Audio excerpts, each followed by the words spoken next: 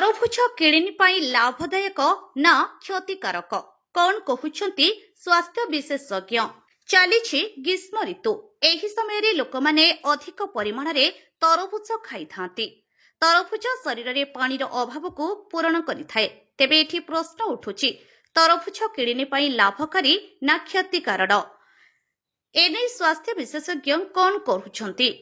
Delhi GTB hospital पूर्वतन निर्देशक doctor Anamika गौर कहिछंती सठिक परिमाण रे तरभुज खाइबा स्वास्थ्य पई लाभकारी। से आहुरी कहिछंती तरभुज खाइबा किडनी को कोनोसी क्षति करे नाही बरम एहा लाभकारी होई पारे। तरभुज रे पानीर परिमाण बहुत अधिक थाए।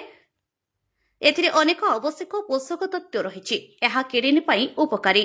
तरभुज रे प्राय 90% पानी रहिछि, तेणु एहा किडनी को हाइड्रेशन होइथाए। एथिरे विटामिन सी मध्य रहिछि जहा चर्म पई लाभकारी। तरभुज रे पोटासियम मध्य थाए जहा स्वास्थ्य पई उपकारी। किडनी रोगी माने तरभुज खाई परिबे कि?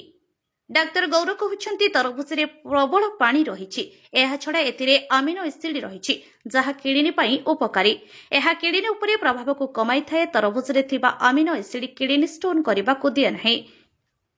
एही परिस्थिति रे किडनी रोगी माने डाक्टरक परामर्श रे सीमित परिमाण रे तरभुज खाई परिबे। हेले जेउ मानकर किडनी रे गुरुतर समस्या रहिछि से माने डाक्टरक परामर्श रे तरभुज खाइबा उचित। तरभुज किडनी को क्लीन करे कि? डाक्टर अनामिका कहउछंती तरभुज रे पानी थाए किंतु एहा किडनी को डिटॉक्स करे नाही। किडनी निचे को सफा करि थाए। हां, तरभुज शरीर को हाइड्रेशन प्रदान करि थाए। बिना रिपोर्ट आपनक खबर। अधिक खबर पाई आम चैनल को लाइक, शेयर और सब्सक्राइब करंतु।